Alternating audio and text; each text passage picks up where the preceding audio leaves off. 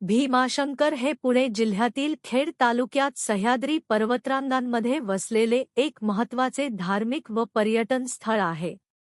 भगवान शिवाच्या 12 ज्योतिर्लिंगांपैकी एक असल्यामुळे याला विशेष धार्मिक महत्त्व आहे. तसेच घनदाट जंगल, जैवविविधता आणि निसर्गसौंदर्यामुळे हे ठिकाण पर्यटकांसाठी आकर्षण आहे. भीमाशंकर महाराष्ट्रातील पुणे जिल्ह्यात सह्याद्री पर्वतरांगेत आहे. हे दाट जंगलात वसलेले आहे. पौराणिक कथेनुसार या ठिकाणी त्रिपुरासूर नावाचा एक राक्षस होता. त्याने ब्रह्मदेवाकडून वरदान मिळवून खूप त्रास दिला होता. त्याच्या अत्याचारांमुळे त्रस्त होऊन देव आणि ऋषीमुनींनी भगवान शंकराची प्रार्थना केली. तेव्हा भगवान शंकरांनी भीम नावाचे रूप धारण करून त्रिपुरासुराचा वध केला. या युद्धात भगवान शंकराच्या शरीरातून घामाच्या धारा निघाल्या.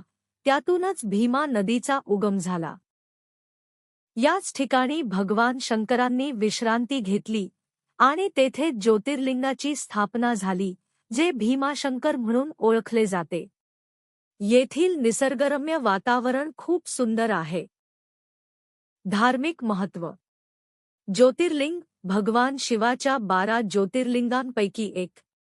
भीमा नदीचा उगम. या मंदिरातून भीमा नदी उगम पावते, जी पुढे कृष्णा नदीला मिळते.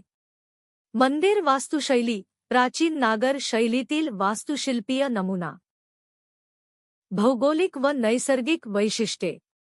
स्थान. पुणे जिल्हा, खेड तालुका, समुद्रसपाटीपासून सुमारे 3500 फूट उंचीवर. जंगल घनदाट अरण्याने वेढलेले. 1984 मध्ये अभयारण्य घोषित. प्राणी व पक्षी. रानडुक्कर, सांबर, भेकर, बिबट्या, रानमांजर तसेच दुर्मिळ शेकरू, जायंट स्क्विरल येथे आढळते. पर्यटन आकर्षणे. गुप्त भीमाशंकर मंदिरापासून सुमारे 1.5 किमी अंतरावर भीमा नदी पुन्हा प्रकट होते. धबधबे व निसर्ग. परिसरात अनेक धबधबे, हिरवीगार जंगले आणि ट्रेकिंगसाठी उत्तम मार्ग. क्रियाकलाप. ट्रेकिंग, जंगल सफारी, फोटोग्राफी, पक्षी निरीक्षण. सारांश. धार्मिक स्थळ, शिवभक्तांसाठी पवित्र ज्योतिर्लिंग. निसर्गप्रेमींसाठी अभयारण्य, दुर्मिळ प्राणी, ट्रेकिंग मार्ग. पर्यटन. पुणे व मुंबईहून सहज पोहोचता येते. आध्यात्मिकता आणि निसर्गसौंदर्याचा संगम.